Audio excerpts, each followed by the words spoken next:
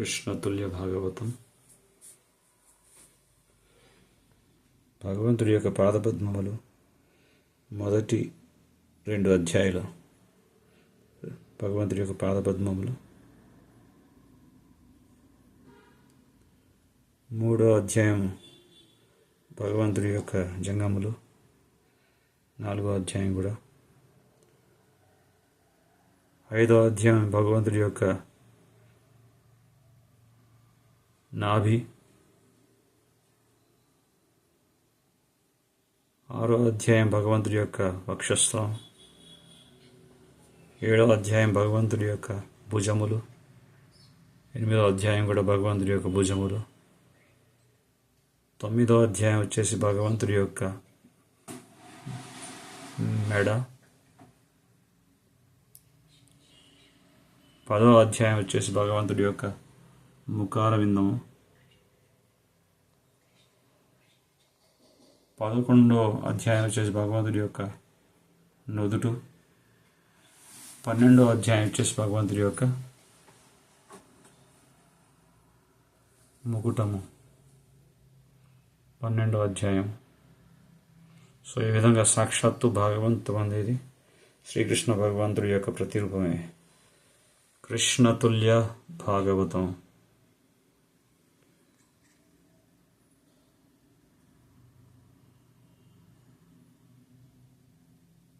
బ్రహ్మణ్యదేవాయ గోబ్రాహ్మణ హితాయ చ జగద్హితాయ కృష్ణాయ గోవిందాయ నమో నమః. ఓం శ్రీ ధన్వంతరే నమః. జయ శ్రీ చైతన్య, జయ నిత్యానంద, జయ ద్వైత చంద్ర, జయ గౌరభక్త బృంద. భాగవతం యొక్క విశిష్టత గురించి ఇప్పుడు పూజ్య శ్రీ రంగమంజరి మాతాజీ నుంచి విందాం. హరే కృష్ణ మాతాజీ.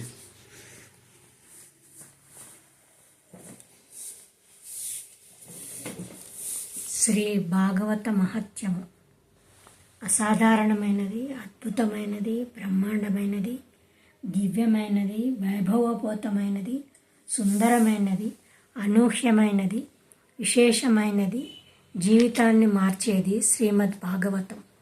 సో ఈ విధంగా భాగవతం యొక్క విశిష్టత విన్నారు. అనూహ్యమైనది, విశిష్టమైనది, అద్భుతమైనది.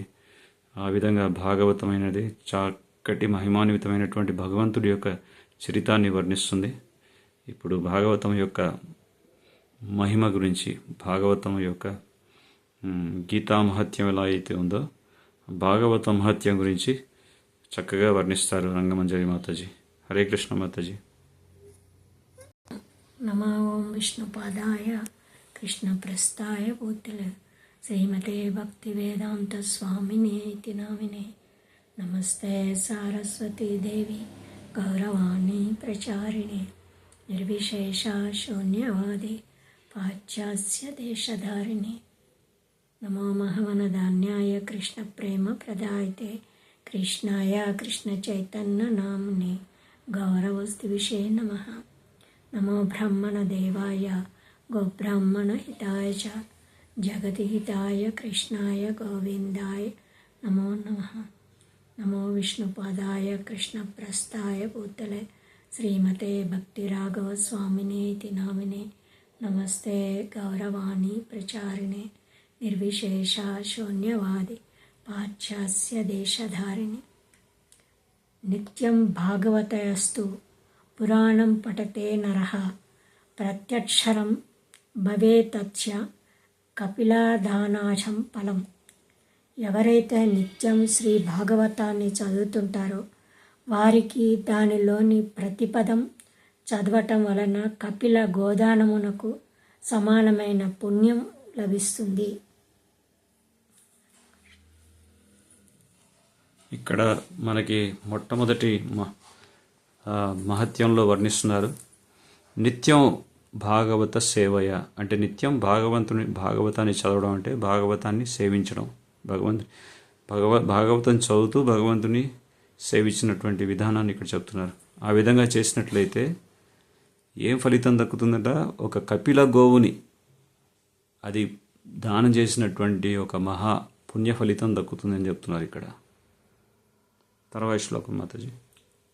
శ్లోకార్థం శ్లోకపాదం వా నిత్యం భాగవతోద్భవం పఠతే శృణుయాధ్యాస్తు గో సహస్రఫలం లభేత్. శ్రీ భాగవతము నుండి కనీసము ఒక్క శ్లోకపు సగభాగము లేదా ఒక్క వరసైనను పఠనము కానీ శ్రవణము కానీ చేయడం అనున్నది వేల కొలది గోదానములు చేసిన దానికి సమానమైనది. సో ఇక్కడ ఇంకా భాగవతం యొక్క మహిమాన్వితమైనటువంటి విశిష్టత గురించి మనకి వర్ణిస్తున్నారు. కేవలం ఒక అక్షరం కానీ కేవలం ఒక వాక్యం కానీ ఒక భాగవతంలో ఉన్నటువంటి ఒక లైన్ కానీ చదివినట్లయితే సహస్ర అంటే వేల కొద్ది గోవుల్ని దానం చేసినటువంటి ఫలితం దక్కుతుందని చెప్తున్నారు.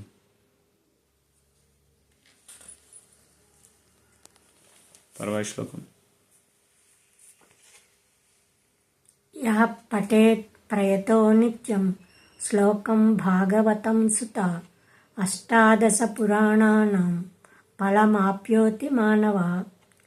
ఓ నా ప్రియమైన కుమార బ్రహ్మ, శ్రీమద్ భాగవతమును ఈ దివ్య గ్రంథాన్ని ప్రతిరోజు చదవటము మరియు ప్రస్తావించటము అనున్నది అష్టాదశ పురాణాలను అధ్యయనం చేయటంతో సమానం.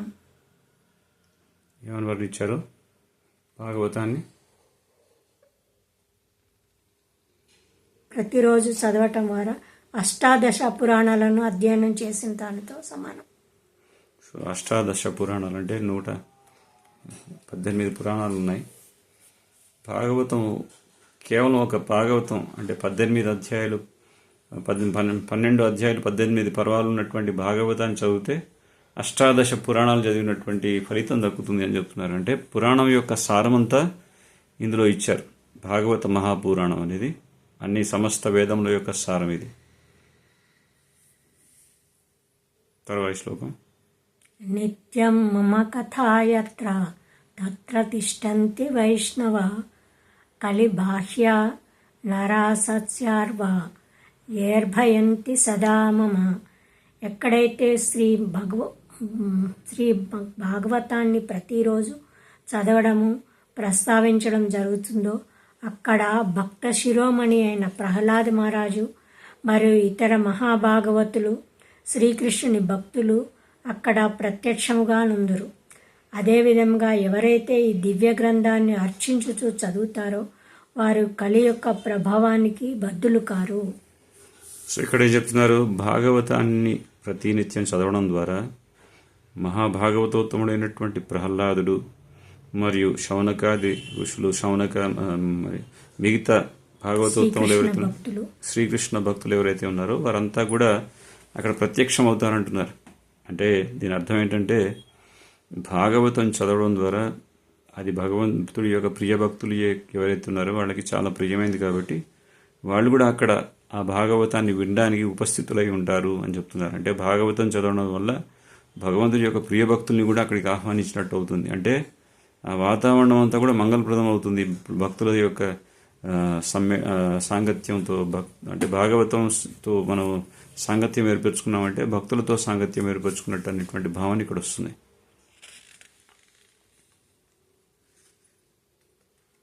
తర్వాయి శ్లోకం. వైష్ణవానాం తో శాస్త్రాణి యర్చయంతి గృహే నరః సర్వపాప వినుర్ముక్త భవంతి సురవందిత.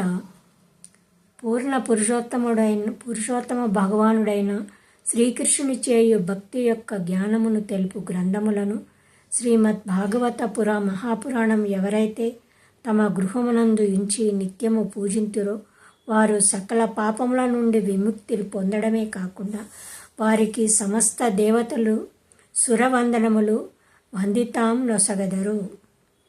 సో భాగవతాన్ని మనం ఇంట్లో గృహంలో నిలుపుకొని సాక్షాత్తు శ్రీకృష్ణుడి యొక్క ప్రతిరూపమైనటువంటి భాగవతాన్ని మనం రోజు పూజించినట్లయితే, అంటే ఇక్కడ పూజ అంటే హారతి ఇవ్వడం అనేది అది కూడా పూజ అనబడుతుంది, అర్చించడం అనబడుతుంది. అలాగే భాగవతం చదవడం కూడా అది కూడా భాగవతాన్ని అర్చించినట్టే అని చెప్తున్నారు. అంటే మనం చదవడం ద్వారా భగవంతుని అర్చిస్తున్నాం, భాగవతం చదవడం ద్వారా భగవంతుడి యొక్క అర్చన సేవ చేస్తున్నాం. సో ఆ విధంగా చేసినటువంటి ఫలితం ఏంటి ఇక్కడ ఏం చెప్తున్నారు ఆఖరిలో? పూజ చేయడం వల్ల సమస్త దేవతల వందనములు ఒసగదరు. ఆ విధంగా సమస్త దేవతలంతా వచ్చి వాళ్ళు వందనాలు అర్పిస్తారని చెప్తున్నారు. అంటే దేవతలు కూడా చాలా ప్రియమైంది, సురులందరికీ కూడా ప్రియమైనటువంటిది భాగవతం. అంటే భాగవతాన్ని చదవడం వల్ల దేవతలంతా కూడా ప్రసన్నం అవుతారని మనకి అర్థమవుతుంది ఇక్కడ. తర్వాత శ్లోకం. చర్చయంతి గృహే నిత్యం శాస్త్రం భాగవత కలౌ అస్ఫోటయంతి వల్గంతి తేషాం ప్రీతో భవామ్యహం. శ్రీమద్ భాగవతమును కలి యొక్క ప్రభావమునకు భయపడకుండా ఎవరైతే తమ గృహమునందు ఉంచి నిత్యము కీర్తిస్తూ చదువుతూ పూజిస్తూ పారవశ్యంతో నృత్యమాడుతూ ఉండడం అనేది నాకు శ్రీకృష్ణ భగవానికి మిక్కిలి ప్రీతిని కలిగిస్తుంది. సో ఈ విధంగా భాగవతాన్ని గృహంలో నిలుపుకొని ప్రతిరోజు భాగవతం చదవడం, భక్తితో భగవంతుడి యొక్క సంకీర్తన చేయడం, సంకీర్తనతో పాటు భగవంతుడి యొక్క ప్రీత్యర్థం కోసం నాట్యం చేయడం, ఇవన్నీ కూడా భగవంతుడికి చాలా ప్రియమైనవి, భగవంతుని ప్రసన్నం చేసుకునేటటువంటి విధానాలని మనకు చెప్తున్నారు. తర్వాత శ్లోకం. యావద్దినాని హే పుత్ర శాస్త్రం భాగవతం గృహే తావత్ పిబంది పితర క్షీరం సర్ఫిర్మదూదకం. ఓ కుమార, ఎవరింట్లో శ్రీమద్ భాగవతమును ఎంతకాలం ఉంచెదరో అంతకాలము వారి పితృదేవతలకు పాలు, నెయ్యి, ఘృతము, తేనె మరియు మధుర జలాలను అందించబడతాయి. కేవలం భాగవతం మన ఇంట్లో ఉంచడం ద్వారా పితృదేవతల్ని కూడా ప్రసన్నం చేసుకోవచ్చు అని చెప్తున్నారు. అంటే పాలు, నెయ్యి, మధురం అంటే తేనె, ఇవన్నీ కూడా ఆ పితృదేవతలకు సమర్పించినటువంటి ఆ సత్ఫలితం దక్కుతుంది భాగవతం మన ఇంట్లో ఉంచుకోవడం ద్వారా. అంటే పితృదేవతల్ని కూడా ఉద్ధరించడం జరుగుతుంది భాగవతం ఇంట్లో ఉంచడం ద్వారా. యచ్చంతి వైష్ణవే భక్త శాస్త్రం భాగవత హియే కల్పకోటి సహస్రాణి మమలోకే వసంతితే. ఎవరైతే శ్రీమద్ భాగవతమును భక్తితో వైష్ణవులకు, శ్రీకృష్ణ భక్తులకు ఇచ్చిదురో వారికి నా ధామము వైకుంఠమునందు కల్పకోటి సహస్రకాలం పాటు నివసించే భాగ్యం దక్కుతుంది. అయితే ఇక్కడ భాగవతాన్ని ప్రియ భక్తులైనటువంటి వైష్ణవులకి గనక దానం చేసినట్లయితే సాక్షాత్తు భగవంతుడి యొక్క ధామం, ఆ కల్పకోటి సంవత్సరముల వరకు భగవంతుడి యొక్క దానం ఏమన్నారు అక్కర్లో? కల్పకోటి సహస్ర కాలం పాటు నివసించే భాగ్యం దక్కుతుంది వైకుంఠంలో. చూశారుగా, సహస్ర కోటి సంవత్సరములు ఎన్నమ్మా? సహస్ర కాలం పాటు నివసించే భాగ్యం, సహస్ర కాలం పాటు వైకుంఠంలో నివసించేటటువంటి భాగ్యం దక్కుతుంది. అంటే సహస్ర అంటే 1000, శాశ్వతంగా భగవంతుడి యొక్క సన్నిధికి చేరుకునేటువంటి తరుణోపాయం భాగవతాన్ని దానం చేయడం ద్వారా. చూశారుగా. యోచయంతి సదా గేహే శాస్త్రం భాగవత నరః ప్రీణిత స్థైచ్ఛ విభూత యావధాభూత సంప్లవం. ఏ గృహమునందు నిత్యము శ్రీమద్ భాగవతమును అర్చించుచు పఠనము చేయుదురో వారి పట్ల సకల దేవతలు ప్రళయకాలం వరకు సంప్రీతులవుదురు. అయితే భాగవతాన్ని ఇంట్లో ఉంచి అర్చించడం అంటే రోజు చదవడం వల్ల సకల దేవతలంతా కూడా ప్రళయకాలం వరకు వారు వారి అటువంటి భక్తుడి యొక్క ఇంట్లో వారిని అనుగ్రహిస్తూ ఉంటారని చెప్తున్నారు. అంటే ప్రళయకాలం అంటే ఆఖరి నిమిషం వరకు. శ్లోకార్థం శ్లోకపాదాం వా పరం భాగవత గృహే శతశోత సహస్రైచ్ఛ కిమన్యై శాస్త్ర సంగ్రహై. వేల కొలది ఇతర శాస్త్రములు ఉండటం వలన ఏమీ ఉపయోగము? సర్వోత్కృష్టమైన శ్రీమద్ భాగవతము నుండి కనీసం ఒక్క శ్లోకము లేదా శ్లోకపు సగభాగమైన ఉండటం అనున్నది ఇతరుల గ్రంథములో ఉండటం కన్నా ఉత్తమమైనది. మనకి వేల కొద్ది శాస్త్రాలు ఉండడం కంటే కూడా, అంటే భాగవతం యొక్క ప్రాముఖ్యత గురించి ఇక్కడ ఎంత గొప్పగా చెప్తున్నారంటే, వేల కొద్ది శాస్త్రాలు ఉండడం కంటే కూడా భాగవతంలో ఒక అక్షరం కానీ, భాగవతం సంపుటంలో ఉన్నటువంటి ఒక వాక్యం కానీ అలా ఉంటే అది అంతకంటే వేల కొద్ది శాస్త్రాల కంటే కూడా దానికంటే కూడా చాలా ముఖ్యమైనదని చెప్తున్నారంటే భాగవతం అంత మహిమాన్వితమైంది అని మనకి ఇక్కడ అర్థమవుతుంది. నయస్య తిష్టతే శాస్త్రం గృహే భాగవతం కలౌ నతస్య పురాణ వృత్తి యామ్యాం పాశాత్ కదాచన. ఏ ఇంటి యందు కలియుగంలో శ్రీమద్ భాగవత పురాణము ఉండదో వారికి యమపాశము నుండి నివృత్తి ఉండదు. సో ఇక్కడ చూస్తున్నారుగా హెచ్చరిక.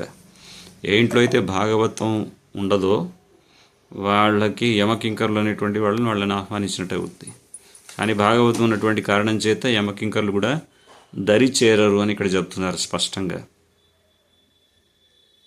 కథం సైవైష్ణవోజ్ఞేయ శాస్త్రం భాగవత కలౌ గృహేణ తిష్టతే యస్య శౌపచ దదికోహి సహా. కలియుగంలో ఎవరి దగ్గరైతే శ్రీమద్ భాగవత మహాపురాణం ఉండదో వారు వైష్ణవులని చెప్పుకొనుటకు అర్హులు కారు.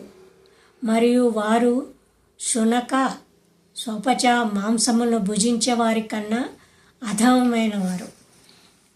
ఎవరైతే భాగవతాన్ని ఇంట్లో పెట్టుకోరో మొదట వాళ్ళు వైష్ణవులు అనడానికి వాళ్ళకి ఎటువంటి యోగ్యత లేదని చెప్తున్నారు ఇక్కడ.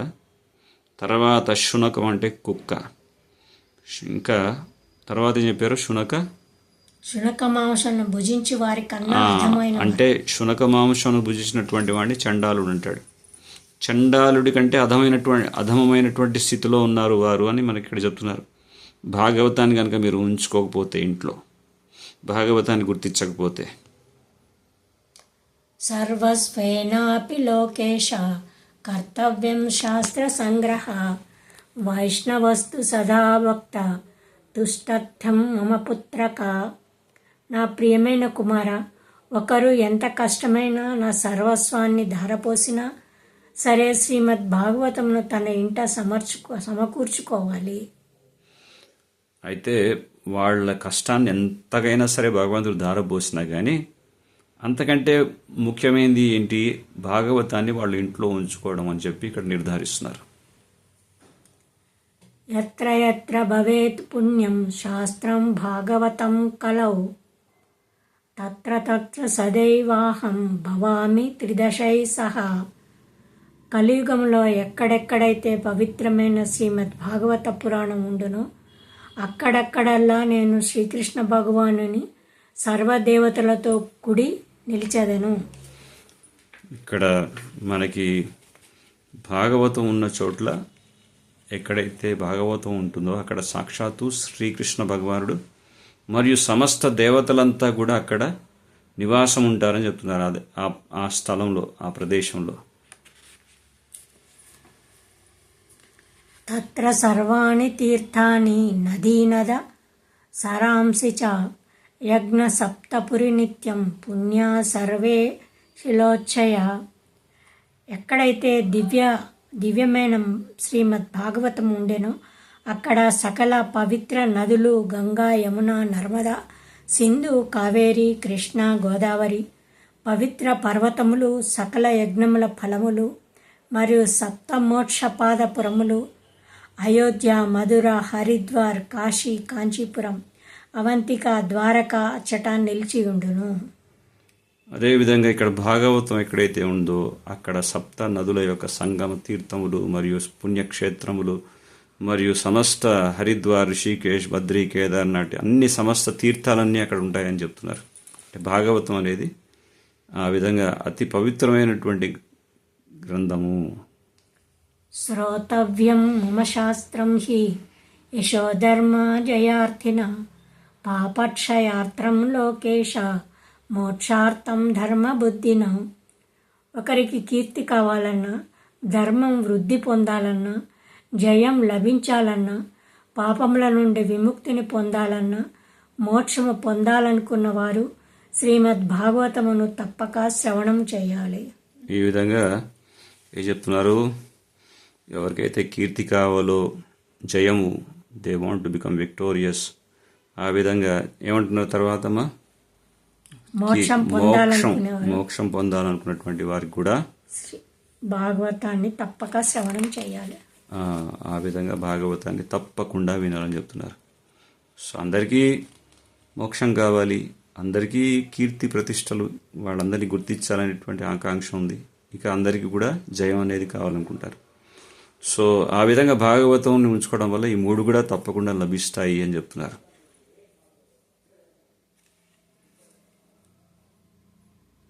శ్రీమద్భాగవతం పుణ్యం ఆయురారోగ్య పుష్టిదం పఠానాత్రవణదాపి సర్వపాపై ప్రముచ్యతే.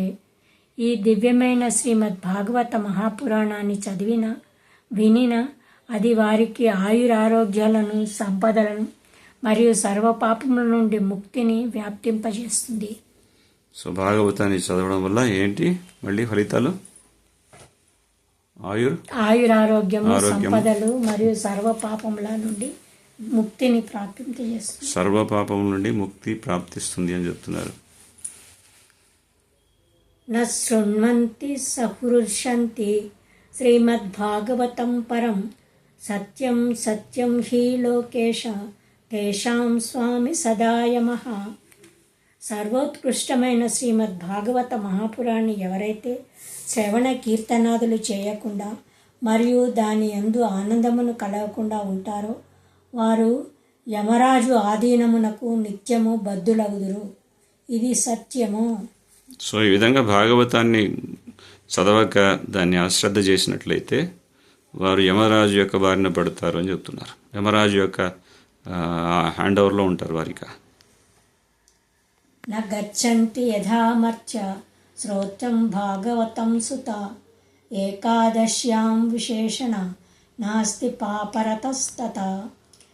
ఓ నా ప్రియకుమార, శ్రీమద్భాగవతాన్ని ఎవరైతే ప్రతిరోజు శ్రవణం చేయకుండా ఉంటారో, అందులోనూ ముఖ్యంగా ఏకాదశి రోజున ఎవరైతే ఈ విధంగా చెయ్యరో వారు పరమ పాపాత్ములుగా గణించబడతారు. భాగవతాన్ని ప్రతిరోజు శ్రవణం చేయనటువంటి వారు, ప్రత్యేకించి భగవంతుడికి చాలా ప్రియమైనటువంటి తిథి ఏకాదశి, మాధవ తిథి భగతి జనని జతన పాలన కోరే, అంటే మాధవుడికి ప్రియమైనటువంటి ఆ ఏకాదశి గనక భాగవతాన్ని పఠించకపోతే వాళ్ళు ఎంతో పాపాత్ముల యొక్క పరిగణలోకి వస్తారు అని చెప్తున్నారు. శ్లోకం భాగవతం చాపి శ్లోకార్థం పాదమేవ వా లిఖితం తిష్టతే యస్య గృహే తస్య వసామ్యహం. ఏ ఇంటి యందు శ్రీమద్భాగవతం నుండి కనీసం ఒక్క శ్లోకము లేదా శ్లోకము సగభాగము లేదా ఒక పదమైన వ్రాయబడి ఉంటుందో అలాంటి పవిత్ర స్థలములో నేను శ్రీకృష్ణ భగవానుడు వసించి ఉంటాడు. సో ఏ ఇంట్లో అయితే భాగవతంలో ఉన్నటువంటి ఒక అక్షరం కానీ, ఒక వాక్యం కానీ, ఒక శ్లోకంలో ఉన్నటువంటి సగభాగం కానీ అలా రాసినట్లయితే అక్కడ సాక్షాత్తు శ్రీకృష్ణ భగవానుడు వాళ్ళ ఇంట్లో ఉంటాడు, వసించి ఉంటారు అని చెప్తున్నారు. చూసారా, అంటే కృష్ణుడికి ఎంత దగ్గరగా ఉంది భాగవతం. సాక్షాత్తు కృష్ణుడి యొక్క ప్రతిరూపమే భాగవతం. సర్వాశ్రమాభిగమనం సర్వతీర్థావగావహం నథా పావనం నృణాం శ్రీమద్భాగవతం యథా.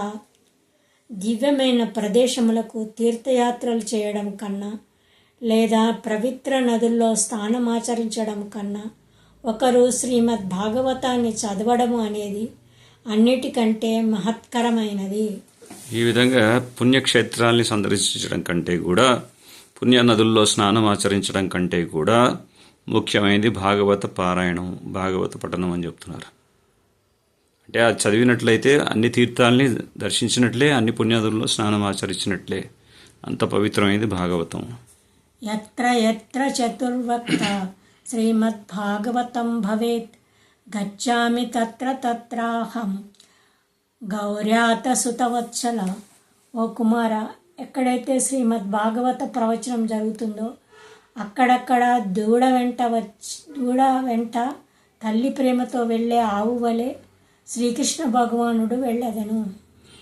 సో ఈ విధంగా ఇక్కడ చక్కటి ఉపమానం చెప్తున్నారు. సో ఎక్కడెక్కడైతే భాగవత శ్రవణం జరుగుతుందో అక్కడ ఆవు వెనుక ఏ విధంగా అయితే వత్స అంటే దూడ ఆవు వెంబడే ఉంటుందో, సో అదేవిధంగా శ్రీకృష్ణ భగవానుడు కూడా భాగవత శ్రవణం జరుగుతున్నటువంటి చోట ఆయన కూడా అక్కడే ఉంటాడు అని చెప్తున్నారు. మత్కజా వాచకం నిత్యం మత్కజా శ్రవణం రతం మత్కజా ప్రీతమనసం నాహం తక్షామి తం నరం. ఎవరైతే నా కథలను చెప్పాలనే ఆసక్తి ఉంటుందో, అదేవిధంగా నా కథలను నిత్యం శ్రవణం చేస్తూ ఎవరైతే దాని యందు ఆనందాన్ని పొందుతారో వారు మిక్కిలి ప్రీతికరమైన మరియు వారిని ఎన్నడూను విడువను. ఈ విధంగా భాగవతాన్ని ప్రతినిత్యం పారాయణ చేస్తూ ఆ విధంగా నిత్యం భాగవతాన్ని చదువుతూ ఉంటారో కృష్ణుడు వాళ్ళని ఎప్పటికీ కూడా విడిచిపెట్టి ఉండడు అని చెప్తున్నారు ఇక్కడ. శ్రీమద్భాగవతం పుణ్యం దృష్ట్వా నోతిష్టతే హ్యా సంవత్సరం తస్య పుణ్యం విలయం యాతి పుత్రః.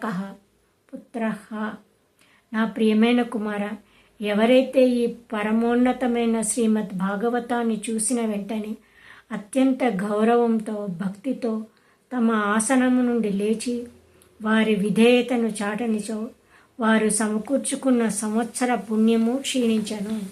ఈ విధంగా భాగవతం ఎక్కడైతే పారాయణం జరుగుతుందో, భాగవతం యొక్క ఉపన్యాసం జరుగుతుందో దాన్ని వినయంగా దాన్ని ఆస్వాదించక దాన్ని గౌరవించి నిల్చొని ఆ విధంగా స్వాగతించకపోతే సరిగ్గా అప్పుడు వాళ్ళు ఏమవుద్దమ్మా, సంవత్సరం పాటు వాళ్ళ పుణ్యం క్షీణించుకుపోతుందా?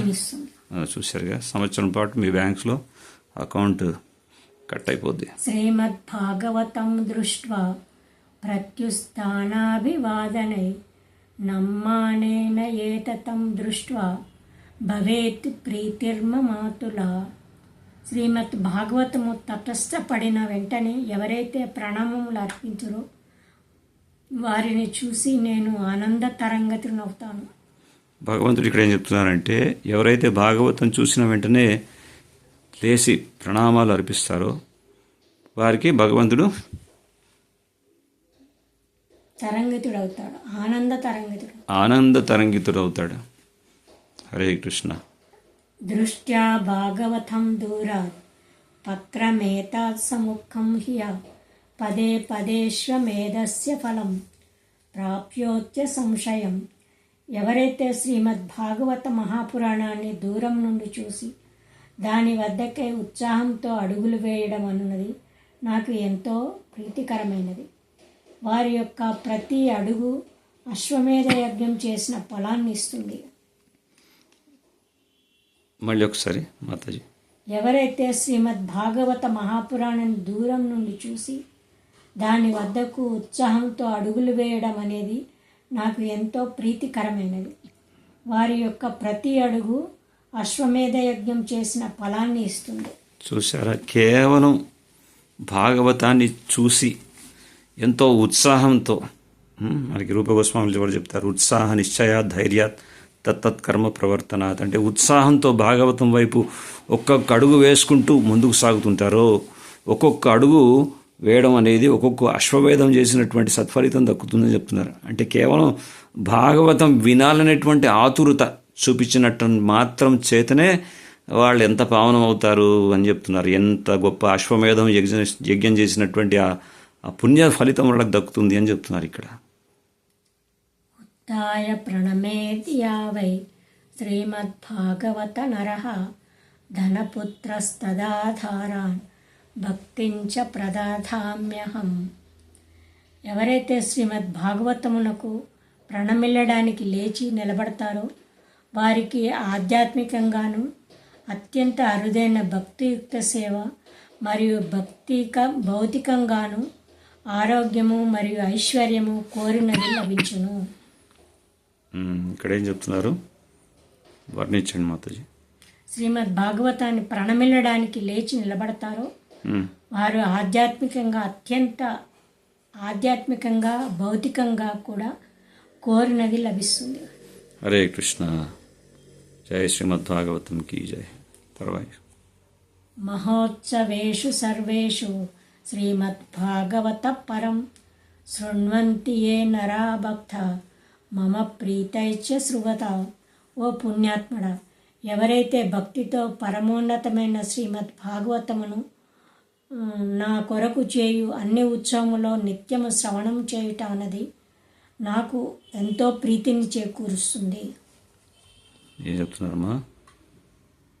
నిత్యము భాగవతాన్ని భక్తితో పరమోన్నతమైన భాగవతంను నా కొరకు అన్ని ఉత్సవములో నిత్యము శ్రవణం చేయటం అన్నది నాకు ఎంతో ప్రీతిని చేకూరుస్తుంది. అంటే భగవంతుడి యొక్క ఉత్సవాలు ఎన్నైనా నిర్వహించవచ్చు. ఉదాహరణకి బ్రహ్మోత్సవాలు జరుగుతాయి. ఈ మాసంలో మాఘమాసం పుష్యాభిషేకాలు జరుగుతాయి. తర్వాత అభిషేకాలు చేస్తాం, ఎన్నో పండుగలు చేస్తాం, రథయాత్రలు చేస్తాం. కానీ అందులో గనక భాగవత శ్రవణం అనేది గనక ఉన్నట్లయితే భగవంతుడికి ఇంకా ఎంతో ప్రీతినిస్తుంది. అది లేకపోతే ఏ యొక్క ఉత్సవం కూడా సంపూర్ణం కాదని మనకు అవగతం అవుతుంది. మహారాజోపచారైస్తు శ్రీమద్భాగవతం సుతం శృణ్వంతి యో నరభక్త తేషాం వశ్యో భవామ్యహం. ఓ కుమార, శ్రీమద్భాగవత మహాపురాణానికి మహారాజోపచారములు చేస్తూ భక్తితో శ్రవణం చేస్తుంటారో వారికి నేను సులభంగా వశమవుతాను. సో ఇక్కడ కుమార అని చెప్తున్నారు. ఎవరికి సంబోధిస్తున్నారు? కృష్ణుడు భక్తుని. ఓకే. సో ఈ విధంగా భగవంతుడు ఏం చెప్తున్నారంటే భాగవతాన్ని చదువుతూ అంటే ఏం చెప్పారు? భాగవత పురాణాన్ని మహారాజోపచారములు చేస్తూ భక్తితో శ్రవణం చేస్తుంటారో వారికి నేను సులభంగా వశమవుతాను. సో భాగవతం చదువుతూ మహారాజోపచారములు అంటే గొప్ప గొప్ప కార్యములు చేస్తూ ఆ విధంగా భాగవతం చదువుతుంటారు, వారికి భగవంతుడు వశుడు అవుతారు అని చెప్తున్నారు.